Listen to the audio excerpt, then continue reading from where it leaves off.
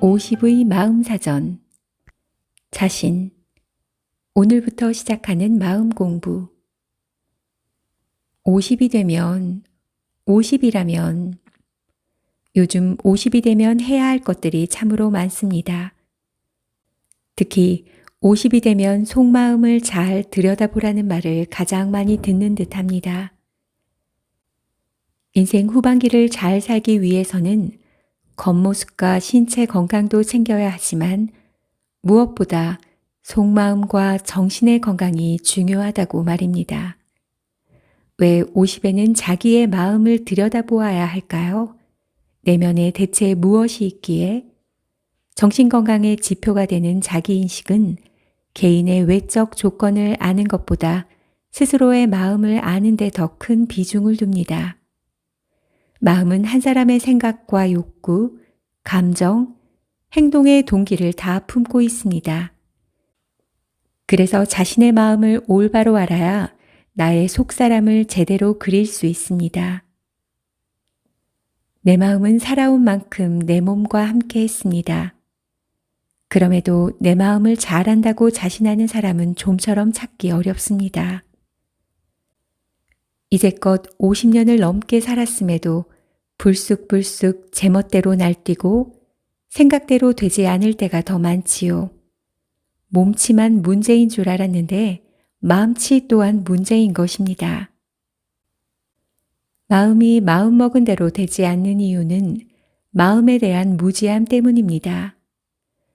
마음에게도 나름의 작동 원리와 운동 속도, 고유의 색깔과 무늬가 있는데 많은 사람이 그 사실을 잘 모릅니다.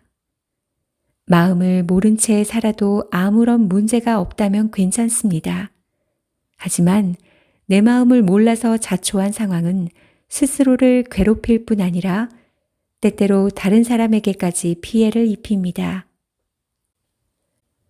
융 심리학자 제임스 홀리스는 자신에 대해서 모르는 모든 것은 사랑하는 상대에게 무의식적으로 투사된다고 했습니다. 내가 내 마음을 모르는 만큼 가까운 사람들이 힘들어진다는 말입니다. 법을 몰랐다는 말은 변명이 되지 않는다는 말도 있습니다. 몰랐다는 변명은 마음 영역에서 통하지 않을 때가 많습니다. 다른 사람에게 상처를 주고 나서 나도 내 마음을 몰라서 그랬어 하고 변명하면 용서받을 수 있을까요? 반백이 넘는 나이에 나도 내 마음을 몰라서 라는 변명은 무책임할 뿐만 아니라 궁색해 보이기까지 합니다. 이런 이유들로 나이가 들수록 내 마음을 알기 위해 공부가 필요합니다. 자기 마음을 온전히 다 알기란 불가능하지만 아는 만큼 삶의 힘듦도 덜어낼 수 있다는 사실은 부정할 수 없으니까요. 50즈음은 지난 인생을 잘 정리하고 앞으로 맞이할 인생을 위한 마음 공부의 적기입니다. 마음은 눈에 보이지 않습니다. 그래서 남의 마음은커녕 내 마음을 아는 일조차 정말 어렵습니다. 어떤 사람은 마음이 뇌의 작용이라고 하지만 또 어떤 사람은 가슴에 담겨 있다고 생각해 하트 모양으로 표현하기도 합니다. 그렇지만 세상의 그 누구도 마음의 실체를 눈으로 볼 수는 없습니다.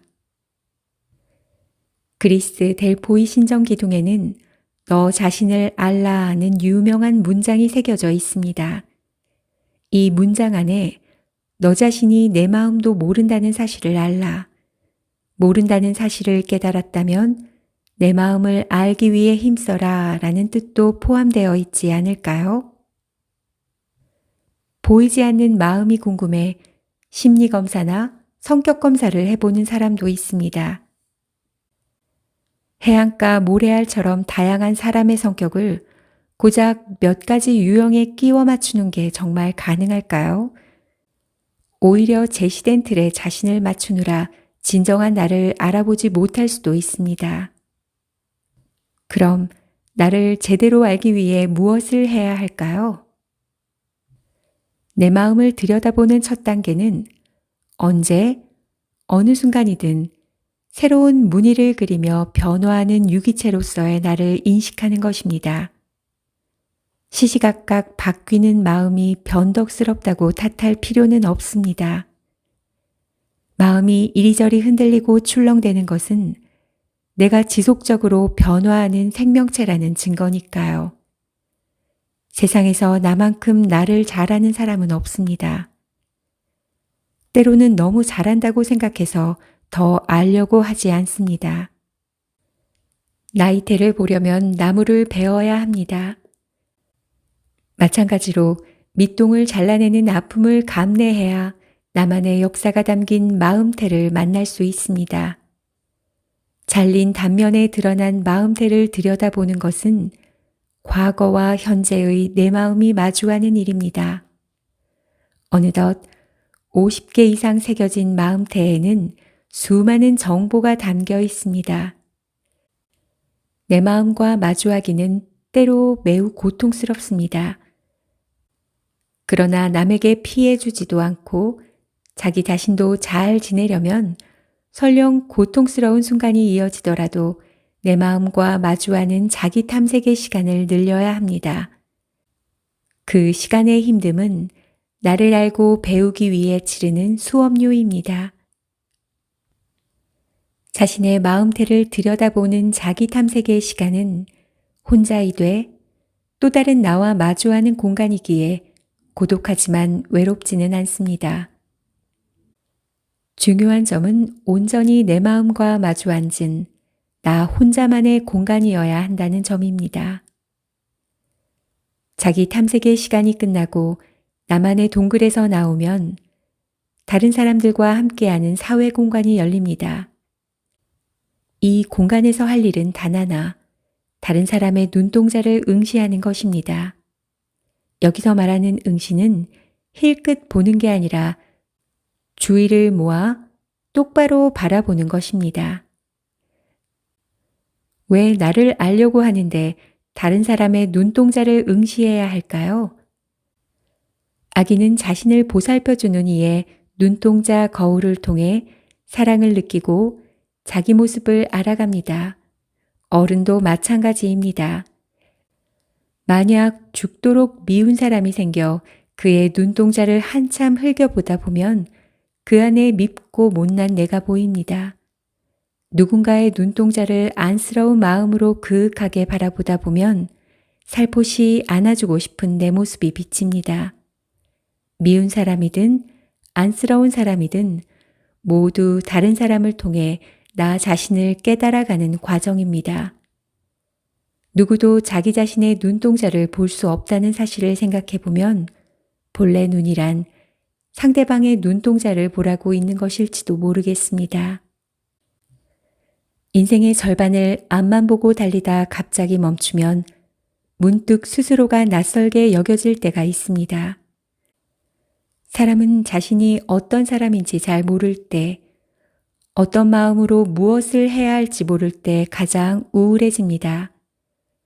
역할과 자기 자신을 동일시한 사람일수록 더욱 그렇습니다. 예를 들어 자녀의 대학 입시 뒷바라지에 가진 모든 것을 다 쏟아부은 부모는 자식의 대학 기숙사에 짐을 옮겨주고 오는 길에 허망해집니다. 이런 까닭에 50즈음의 역할 상실은 자기 상실로 이어지기 쉽습니다. 자기 상실감은 스스로를 소외시키고 정체성을 혼미하게 만듭니다. 자기로부터 소외당한 사람은 나라는 주체가 없어지므로 다른 사람들과 접촉할 수도 없습니다.